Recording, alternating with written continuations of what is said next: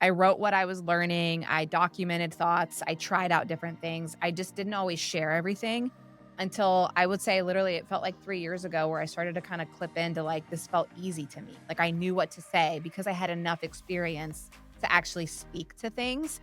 And so that's something I challenge even people on my own team of, like, I don't want you posting on LinkedIn unless you know what you wanna say. I'm excited about this episode because we are diving into the world of content creation, especially podcasting. I was joined by my friend Rachel Elsts Downey. She is the founder of Share Your Genius, an award winning podcast production agency that helps B2B brands create standout shows. We talk about the creative process, video content, and how to push past those mental blocks that keep so many creators from creating and sharing their work. It is such a fun episode. I hope you enjoy. Rachel, thank you so much for coming on the show. I am so excited. This has been a long time in the making of. All my fault, but I'm excited to be here. I appreciate you asking. I feel honored. Oh my gosh. Well, I'm so excited because we've been friends now for a few years. And I have been watching you build your business all around helping businesses and thought leaders with their podcasts. So you're in this podcasting space. I've also seen a lot of work that you've done over the past couple of years around creating your own content and really getting out of your comfort zone in that area. And so I said, all right, you have to come on the show. Obviously, we talk all about the creative process. So let's talk a little bit about, we'll start in the podcasting space because a lot of the listeners, they either have a podcast or they are thinking about a podcast. So let's talk a little bit about what you do in that world and what you're seeing in the podcasting space. And the biggest question that usually comes up when I'm talking to people about videos, content, podcasts, or whatever is, aren't there already too many podcasts? Who am I to start one? And so let's start there. Yeah, I think there's an interesting I think that online people try and be prolific because they're like, if my point of view is spicy, then it'll stand out. There's a lot of truth there. But I guess my spicy take is if you want to start a podcast, you should. That's the first criteria to whether or not you should start a podcast. My only sort of caveat to that is once you've decided if you want to, let's tie it to a meaningful impact. What do you want it to actually accomplish then for your company, your brand, yourself, whatever that is? Let's define that because once you know that, you can make a lot of creative decisions much easier when you've anchored on the business impact you want to make. And then the other kind of misnomer in the space is that it's already saturated. Everyone already has a podcast, yada yada yada. That's just not true. There's when we think about the podcast space, it still actually is pretty blue ocean. There are the last stat I read, and I gotta check this because it's been a minute.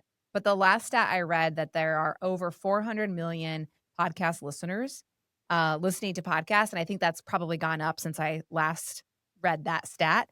But at the time that there were over 400 million weekly podcast listeners, the inventory of actual podcast content is less than 10 million. And so there's still a massive gap of like adoption and people looking to listen to content and podcasts. And specifically with like the Gen Z audience, I think people will find this. The Gen Z audience actually likes podcast content because it is in your ears and they don't have to stare at your screen for it.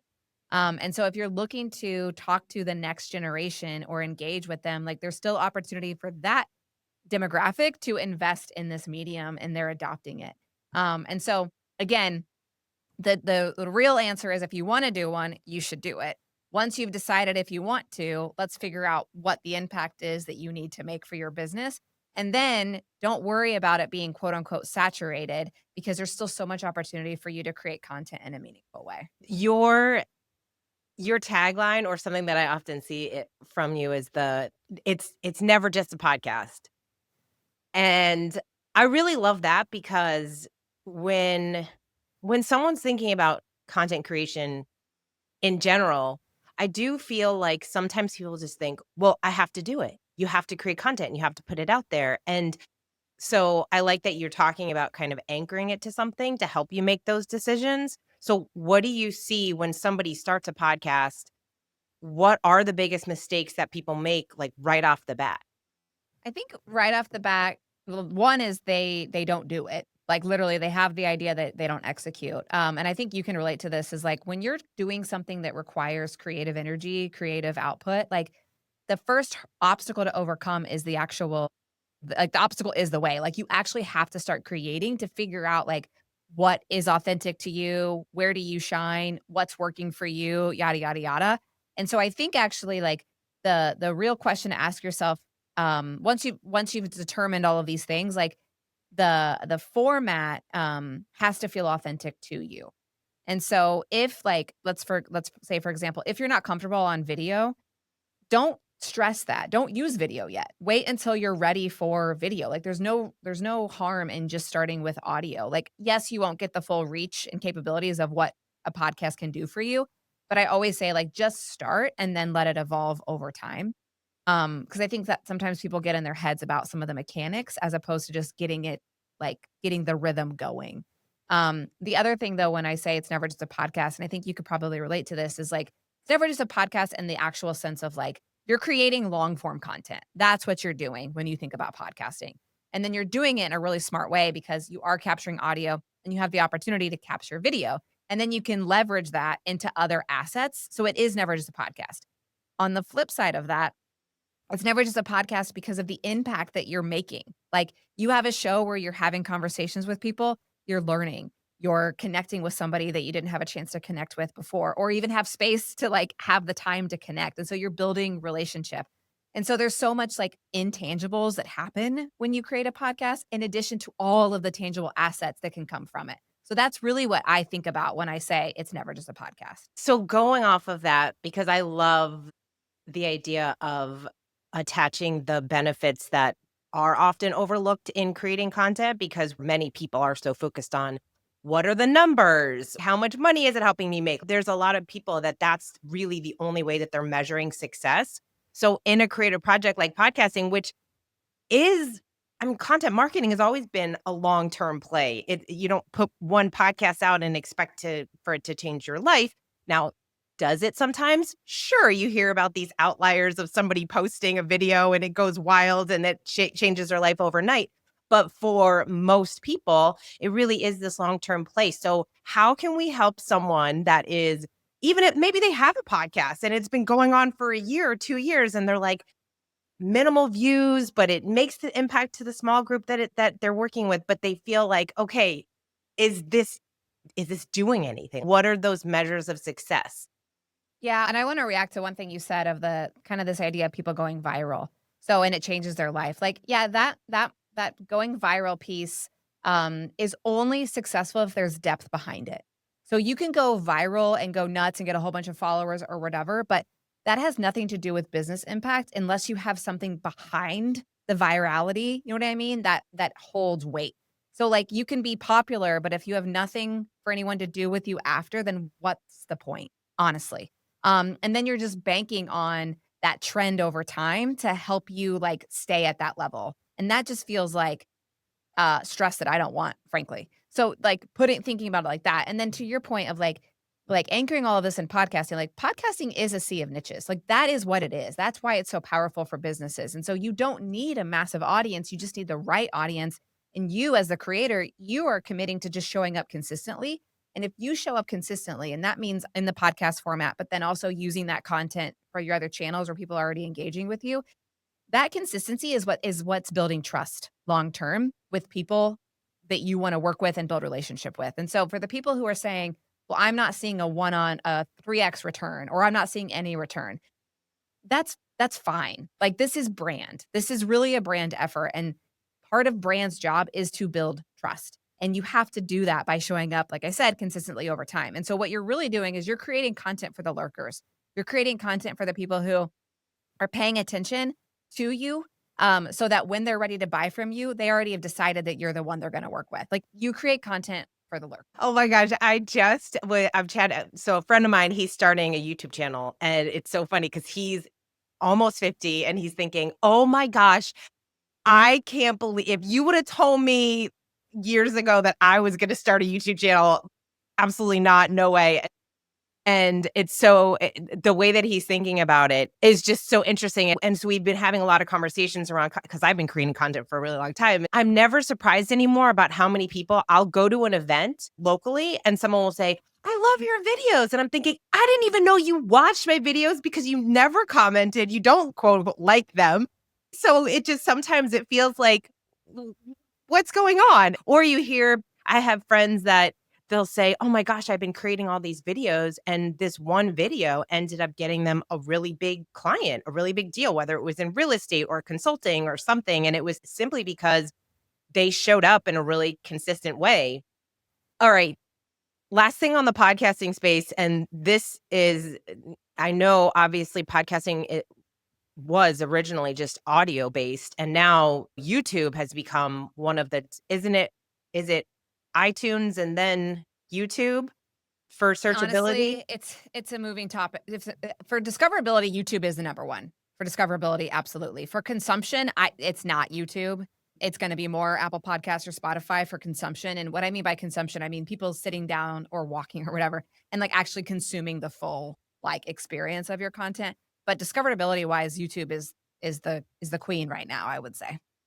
Interesting. Yeah, because I think it's funny. I use YouTube a lot and I listen to YouTube. It's A lot I of was people like, do. I know, it's like I listen to YouTube and there, and before we press record, Rachel and I were talking about studio space and the quality of video when Yeah. people get together. And I feel like, oh my gosh, that's my dream, is to be able to have a studio and people come in and I get to see them face to face and have these conversations.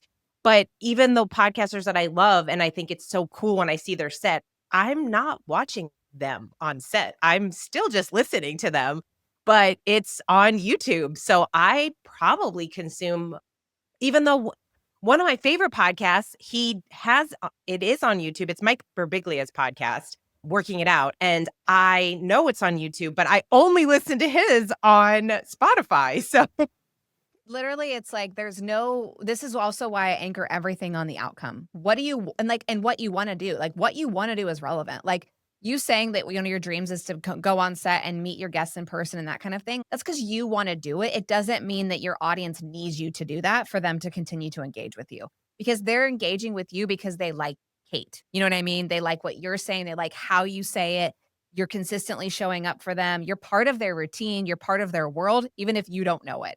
And so that's what part of all of this is. Like when it comes to creating content and deciding that you're going to say yes to creating a podcast or creating a video series or whatever you're saying yes to creating, it starts with what you want to do, then attach it to the outcome that you want to make, and then decide what channels you're going to maximize. So we advise all our clients to leverage anywhere that people can listen to podcasts. Like you should be on those places.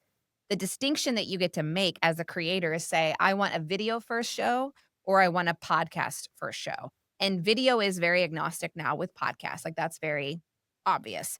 But the nuance there is if I say I want a video first show, then my visual treatment of the content has to feel different and probably takes a lot more time intention and investment because you have to actually have AI can't do this for us, right? Like you actually have to have like humans going through and pulling out the key visual elements and the story and all that kind of stuff to capture people and get them to engage with a video first format. So that's like the consideration that is happening. And I think there's a silly conversation in the podcast space around audio versus video. I'm like, you guys are asking the wrong question. Like, mm, that's not the actual question. It's where is your audience engaging and what do they want from you? I often think people are asking the wrong question when it comes to content creation, especially because we love the clickbaity, how to get 100,000 views on your episodes and how to For get, what? and it's yeah, exactly. So I feel like there's so much content around how to create the right thumbnails, how to get more traction, how to grow, how to build this huge audience, and going on and on and on. And and there's not as many videos focused on how do you create good content? How do you think about what you want to be creating, what you want to share with the world, how you're thinking about your body of work and what you're building and what you're creating. And so let's talk a little bit about you and what you are creating. I am curious what you're curious about right now. What are some things that you're really curious about and you're digging into at the moment? Yeah, I think I'm really two things. One is I'm trying to stay core to what I've talked about so far this whole episode of like really you want people to create from a place of authenticity, doing what they want to do and then finding the right media format to do it. That is like at the core of what I believe regardless of what the trends are telling us because when you're not creating from a place of like actual desire and like authenticity of like what comes naturally to you, then it already comes off like cringy. Like it just does. And there's like nothing you can do to fix that. You know what I mean? So that is like rule number one. But I think the things that I'm really focused on personally is just more of this idea of like the role of marketing and how it's evolving and really like becoming more of like everyone, it needs to become more of like a go to market marketer as opposed to just like a SEO specialist or a content marketer or a brand marketer or whatever. So that's kind of my realm of like what I'm sort of thinking about, primarily because we work with marketing people. We work with that's our primary audience. So I need to understand like what they're thinking about and how to kind of come alongside them so that they can focus on their career because at the end of the day, we're trying to help them be the hero of their story and we're just kind of their partner and from a media perspective to get there. So that's kind of what I'm thinking about. But then personally, I'm starting to just like embrace like life in a different way in terms of like having fun with creating content and like I've not had a space to do that in the past just with like figuring out what the heck this company is and who I am and what I want to do and all of that. And I've always felt like I've had to have the answers before I could create and I'm kind of shedding that a little bit, and I'm just starting to just freaking create and see what happens, and have a little bit more creative fun in doing that. Oh, I really love that. I feel like so many people, well, it feels okay, I have a friend who see, you're someone, and I have this friend who I have noticed has definitely been more open to sharing.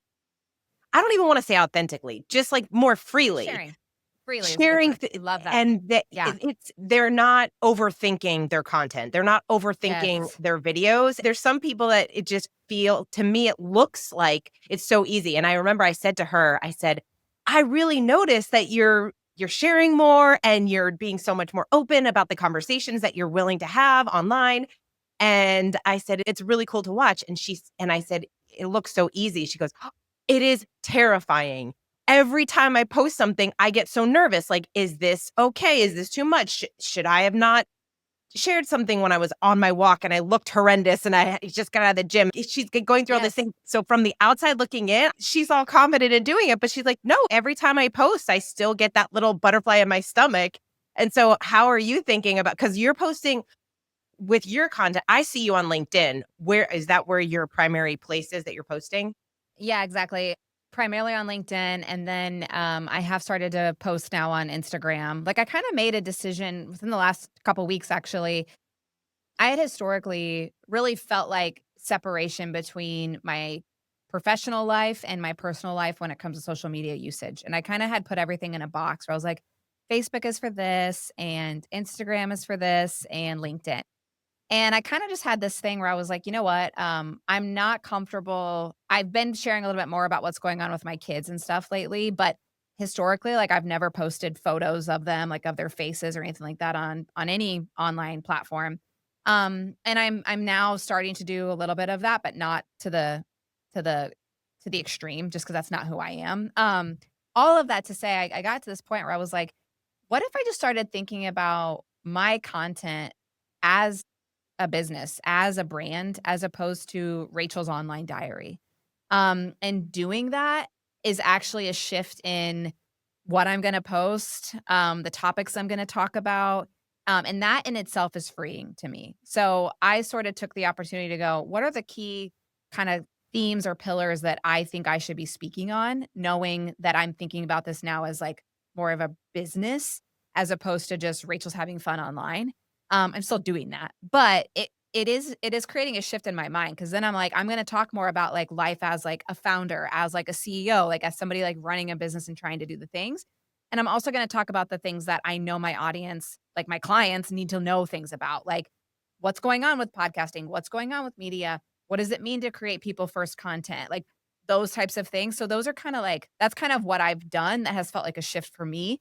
Um, and I do think there's something I don't know, you tell me if I'm wrong. I do think that there's something endearing about specifically, like, clients and my employees, frankly, of them seeing me as a human being and being like my post that I did with my son, I was like, "My week freaking blew up."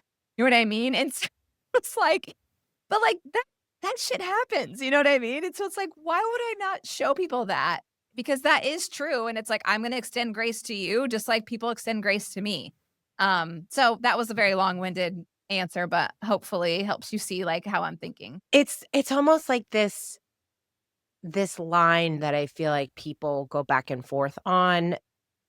I think about I think about sometimes, especially when I see people that share a lot, I think, "Oh, this is so fun." Like, I really enjoy hearing people's perspective or opinions on things kind of when it comes up, like Instagram stories or things like that, and I've had my phases of, "Oh, I'm gonna create this type of content because I enjoy it from other people, so maybe I'll do it."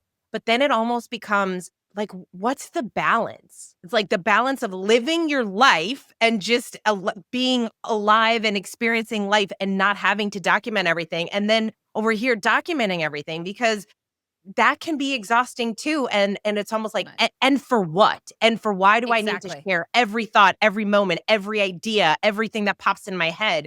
So I feel like how do you balance that? Well, I think just what you just said, it's like, what do I want to share? Like, I genuinely, I don't wanna share my kid's first day of school. Like, that's not who cares about that? Like, that's something I care about, but that's not what my clients why do my clients need to see that? Like, they don't. Like, little funny things that, like, that they do that I find humorous as, like, a mom living this life is fine, but I'm not gonna document, like, every little detail because that's also, like, an invasion of their privacy. Do you know what I mean? Like, what story do they wanna tell? So I'll tell, like, the little stories of how they're impacting my life as it relates to work or, like, just, like, a funny thing that they said that you know what I mean, that, like, sparks some, creativity for me, but that's kinda it. Like, that's not how I'm gonna because that's not authentic to me, and that's also, like, I'm thinking about this more of as a business, of, like, what are the stories and the things happening in my life that shape how I am doing business? Like, that's kinda where I'm anchoring some of that, as opposed to being like, I'm gonna share every little thing that I'm doing. Like, that doesn't feel right, and I also don't want to do that. Like, I just don't wanna do that. If I'm on vacation, like, I want to be on vacation. I don't wanna be, like, a content creator who's making their living by tracing the next viral trend. Like, that's not for me. And so I think, again, like, going back to what we talked about at the very beginning, it's like, as a content creator, or as somebody who's creative, like, take the time to literally say, like, "What do I want to do?" And then when you're clear there and it can change, right? But, like, once you start being a little bit clear on what I want to do, it becomes easier to decide what to do. So do you have a a content calendar? Do you have, I want to post X amount of times a week, X amount of stories, X amount of times on LinkedIn? Like, what does that look like? Yeah, so what I do, and this is similar to what we walk with what we walk our clients through is, first I get really clear on, like, the story. What's, like, the brand story, the overarching message that you have? And then what are, like, the 3 to 5 supporting pillars that help bring that story to life? And then from there, I decide, like, what people help bring those stories to life. Is it just me? Is it guests? Is it partners? All of that is kinda how I anchor that. And then I decide what media format makes the most sense. Now, I am obviously bullish on podcasting because I think that it is the best thing out there. I think it's efficient. I think you can maximize your time. I think it creates all the content you need, yada, yada, yada. But from there, for us, I'll say I want one long form piece of content going out per week, and then from there, I wanna create clips, and then I need to post every single day. Now when it comes to what's sustainable, like, we're a small company, and we are 98% of our energy goes towards our clients' work, not our work. And so with that being said, I can commit to posting every single day, but then for the company brand, I'm only like 2 to 3 times a week is really all I need that to do.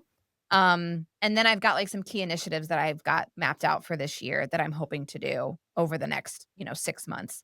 But it really is based on this idea of, like, nail the brand story, what are the key messages, and who are the people who can bring those messages to life? And then what's the media format that allows us to do that, um, at scale, essentially. When you say you post once a day, is that like every day, even weekends? It's Monday through Friday. So I do 5 times a week, and then I will also that's all, like, scheduled, and then, like, created in advance, scheduled, and then if I have a random thought, I will post it. So then so I'll do more than 1 a day, but the 1 a day is my stable, and then I'll add to it as the days go on, and to your point earlier, creating freely without overthinking, to me, is the recipe. It's just like, do the damn thing. Well, you know what what's interesting is and a good reminder for people is you're not that special. Not you, You're Rachel, not. but, you know, it's You're like not. Like, I'm not either. There's nobody's paying that much attention to me.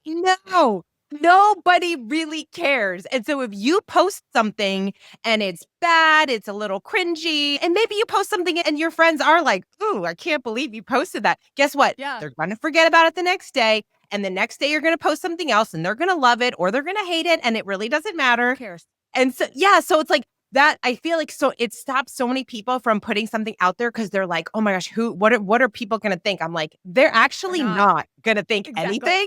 They're gonna think nothing.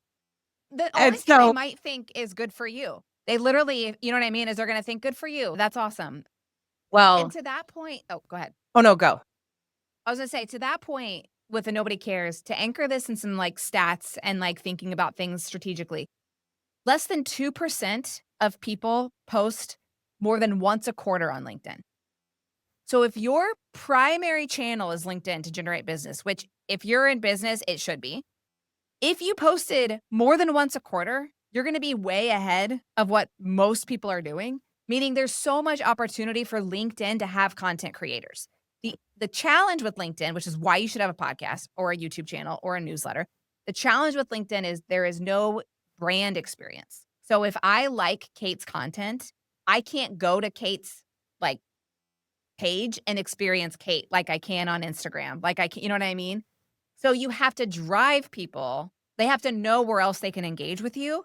You just have to be strategic about it because you can't put the links in the thing because LinkedIn DMs dings you for that. So letting people know where to get the full Kate brand experience is what you have to do.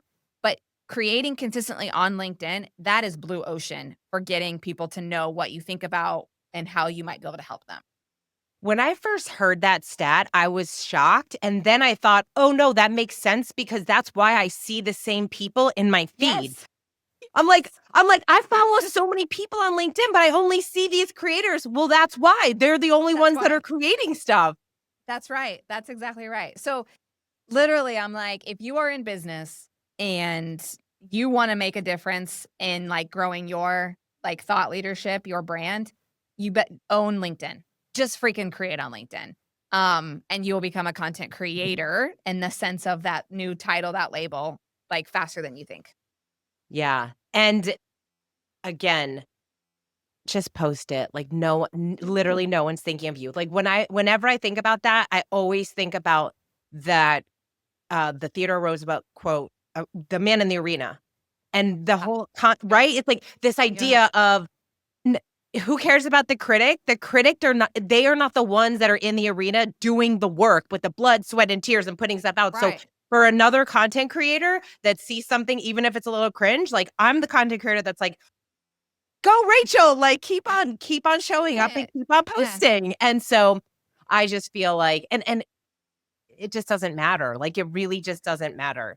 Um All right. So, and when you say, LinkedIn dings you, so, like, if you're posting something and are sending them to YouTube, they're They not don't like it.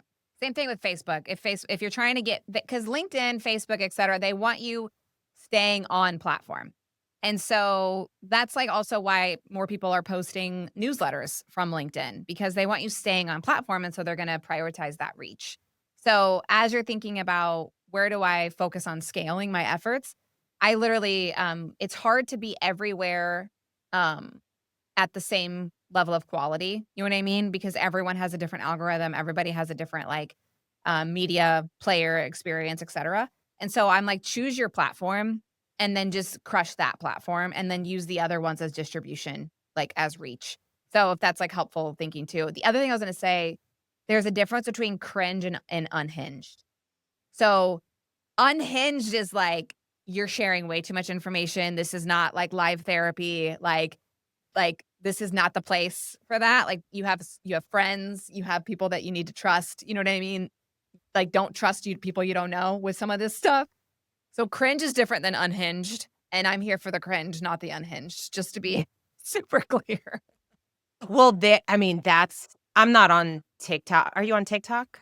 I'm not on TikTok. Okay, I'm not on My TikTok, but content might be, but I am not. okay, well, TikTok is interesting I think that I think Instagram gets the TikTok trends later. I don't know. I feel so old, but No, but I anyway, think you're right.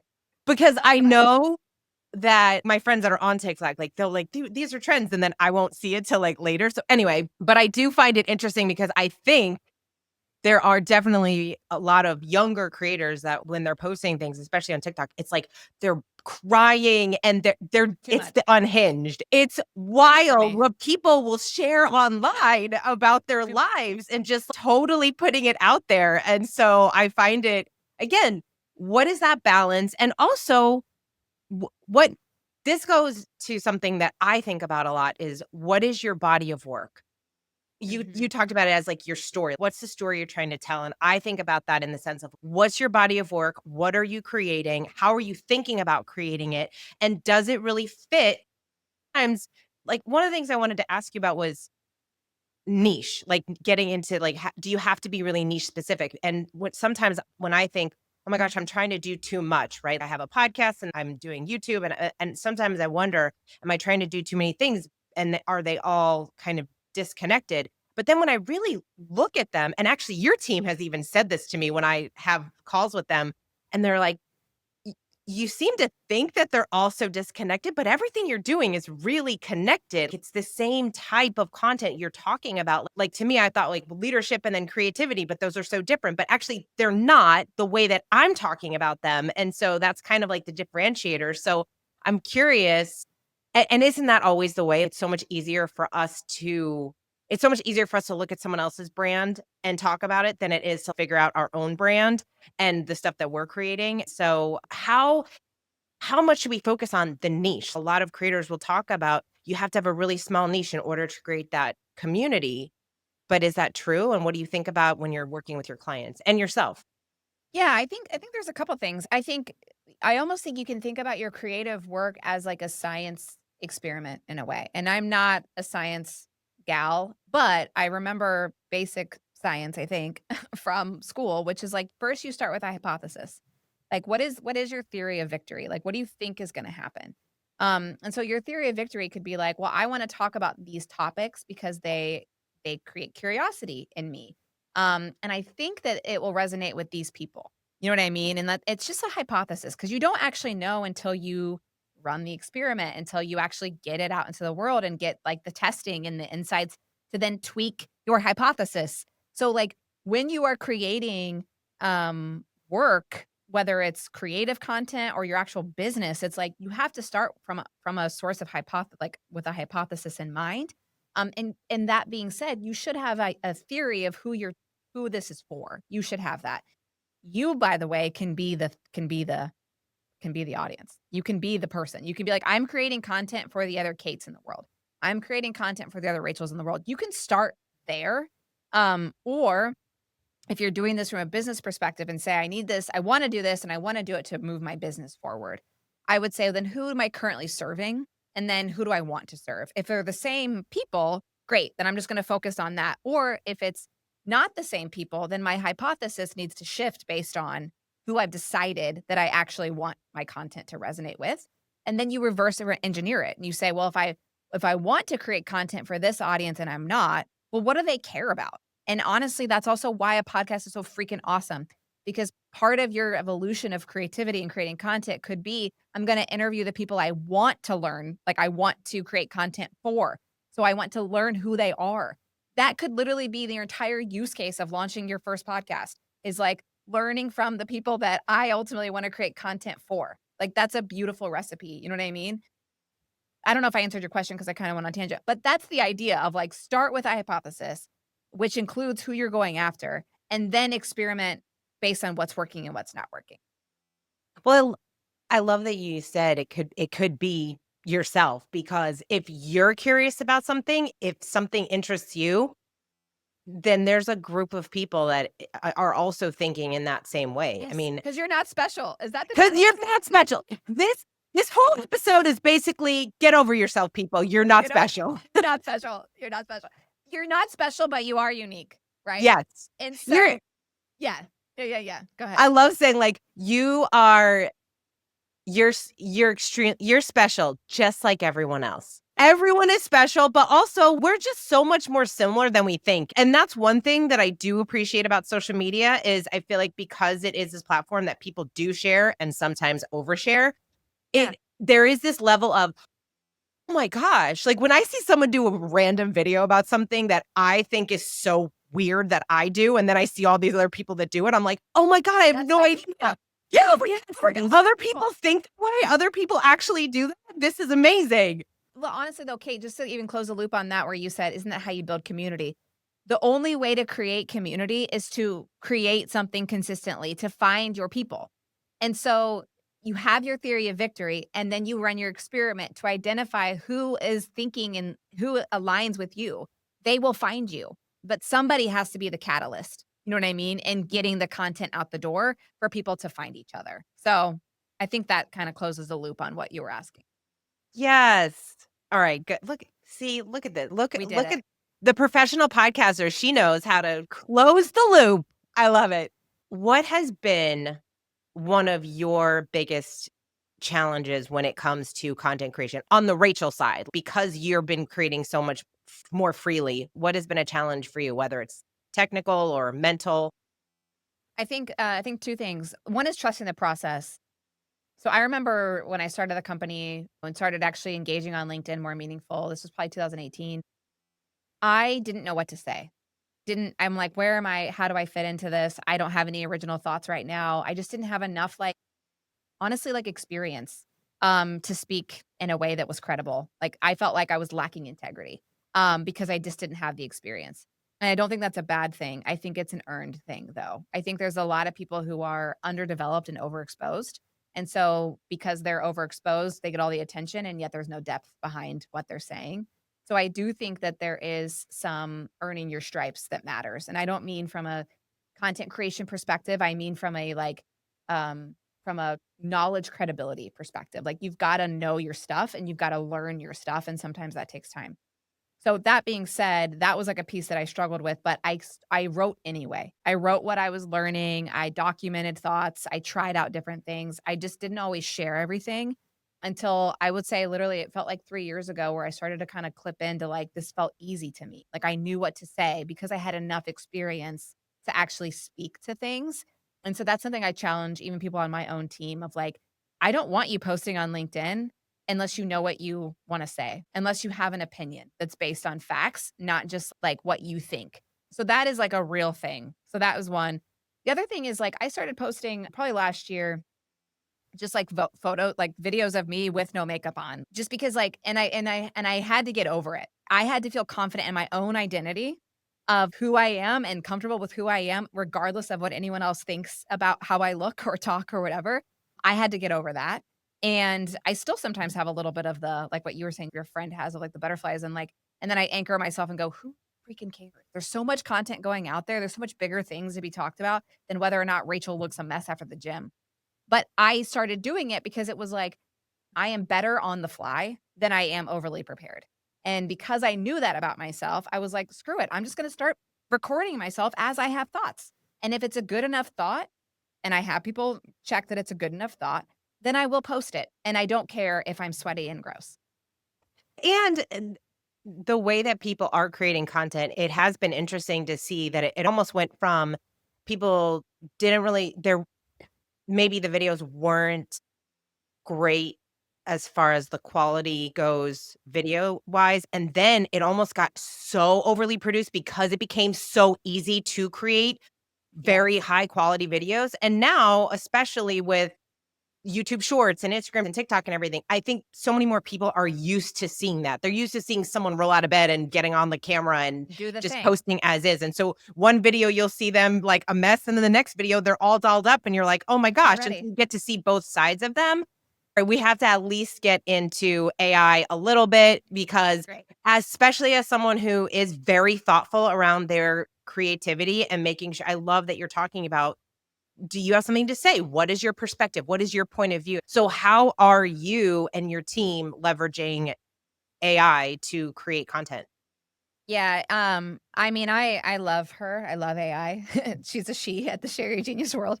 I love her. The thing that we are really intentional about is making sure that we've given really good instructions. And those instructions come from our understanding of our own strategy and taking the time to document our strategy of like how we approach our client work, how we think about it, all that kind of stuff. But then the name of our company is Share Your Genius for a reason. And so we need to capture who Kate is and what she thinks about. And that only comes from making sure that we've taken our time to get to know you, ask you really good questions, and then create really good prompt guides. And so that's something that we've spent a lot of time on in the last 9 months, and we're continuing to learn more and get better at. But ultimately, like, our job is to make sure that we are developing very, very good inputs for our clients so that they can get the output from AI, and I can honestly keep our costs at a sustainable rate for our clients. And so the way that I think about how we approach our client work and leveraging AI, it's actually a formula that I developed, which is people first, media driven, AI enabled. And so we hone in on the people first. We know very clearly who we're talking to, why we're talking to them, who it's for, yada, yada, yada. Then we're really clear on what media assets we need to create for our clients, podcast first, 99% of the time. And then what are the channels they're trying to maximize, like input, input, input, develop the look, the feel, the templates, etc. And then we are leveraging AI to get that scale factor. But AI sucks if you don't start with people. And so we put a human sandwich on all of it. So even all of our, we don't do any editing with AI because it's not good enough yet. We use AI to help us identify key moments and things like that. And then my whole point on that is we will have a human go through all of our clients' stuff before it ever goes to them, just to make sure that what we've captured actually has meat to it. AI has the tendency to make stuff up or not capture the actual point. And so we have a human actually go through and curate all of it, well, all of everything that we do. Mm. Well, it's becoming very easy to see if somebody literally just posted something because of ChatGPT versus them Yes. actually thinking through the content because Yes. and that's really where it comes from deciding what's your point of view, what makes it If you different. know that, exactly. That to me, it comes back to everything we're talking about. It's like you have to get clear on what you want, what impact you needed to make. And then the through line of that too is like knowing enough about who you are to make sure all of it comes from a free, I liked your word better, a freely you space. You run this business. And by the way, if anyone needs support on their podcast, Rachel, you and your team are amazing. We've been working with you for this is the third year. So this is year 3 of working with you guys and it's just been awesome and so cool to watch you grow and develop your team and make the changes that you've made. It's awesome. So if anyone wants to do podcasts where they're like, "Oh, I don't want to edit it and do all the things that make it hard to put out," then you need to talk to Rachel. This show is called Create for No Reason. Create for No Reason, but obviously there's a reason. There's joy, there's impact, there's so many other parts to the creative process. But I'm always curious when talking to a business owner that does content creation, they're also creating content.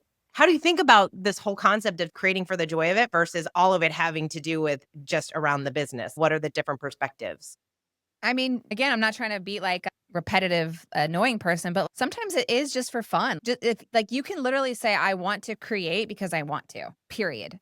Now, if you're gonna put your company's money behind it, that's when you need to probably say, hey, what's the impact I'm hoping this achieves? Because you do have to tell a little bit of a story, right? Otherwise, like your priority could be out of whack. So that's one thing that I will say. But I think being creative and creating is an expression of your growth and is like an opportunity for you to express like what you're learning and experiencing. And if you think about the business case of why any business should invest in creating, at the end of the day, like you are fostering human connection by creating content. And fostering human connection is how you build trust, and trust is what ultimately builds relationships that turns into dollars. And so you have to do that by creating connection, and content is the easiest, maybe not easy, but it is the most efficient way to create human connection. And if you want a business that lasts for the next decade, century, whatever, it starts and ends with human connection. Yeah. Oh my gosh. All right. I always ask my guests one last question. What is one activity that someone can do in 10 minutes or less to live a more creative life? Observe the world around them. Is that good enough? Yeah. I like that. I feel like taking 10 minutes out of your day to really just Look. look around. Yeah, look at the colors. Look at the aesthetic. Everything is energy. Where is it coming from? What is it pulling in? Just observe. Yeah, we've forgotten to notice. Yeah, Just notice the world around you when you're taking a walk and when you actually have it put in some intention around noticing and observing, which most people don't do anymore. Why? Because every time we're at a standstill, what do? We look down at our phone. Yeah. yes. And so it's So like, true. but wait a second, you're missing something. And so I really love that. And you know what? Even if you put another layer on that, observation and then write about it. Write Write it down. about I was what you literally just thinking that. observed. Yes. Or export it, right? Like I could say, one thing I observed, Kate, is that that color green looks really good on you. And that's total, I'm being completely honest. But if you think about that from a let's bring more joy to the world, let's create as a way to create human connection, all those kinds of things, it's taking the time to notice other people, the things around them, and then telling them the good that they see because we don't get enough of that. I don't care how happy you are. You always want people to tell you like what they see, and that would be a way to express creation into joy. Yes.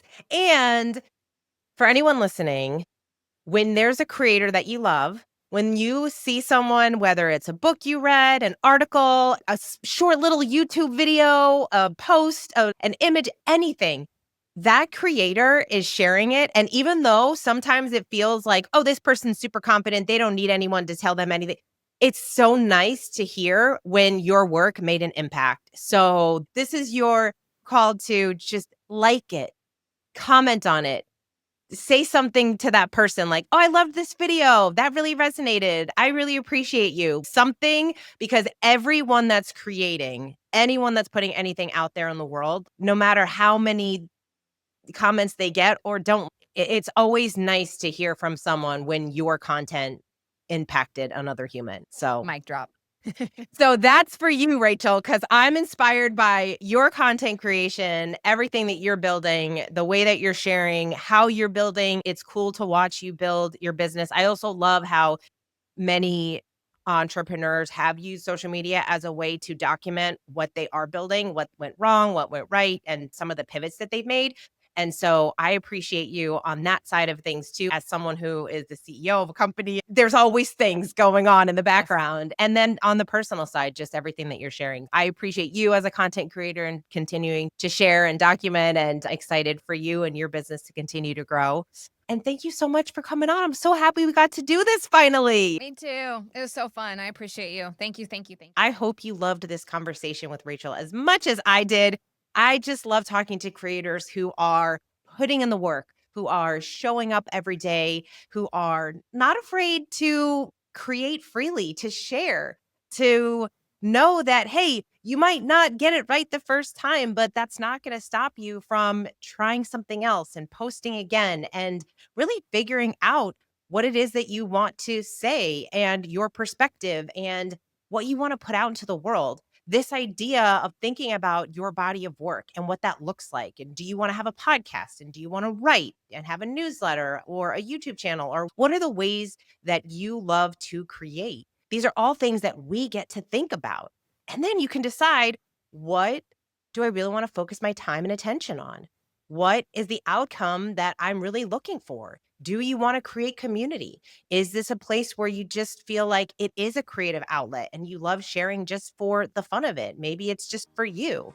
And there's no right or wrong answer. It really just comes down to why you're doing it. What's your why behind your content and what you want to say and what you want to share? I hope this episode gives you some encouragement to create something that only you can create. Thank you so much for being here. I appreciate you. And until next time, go create something.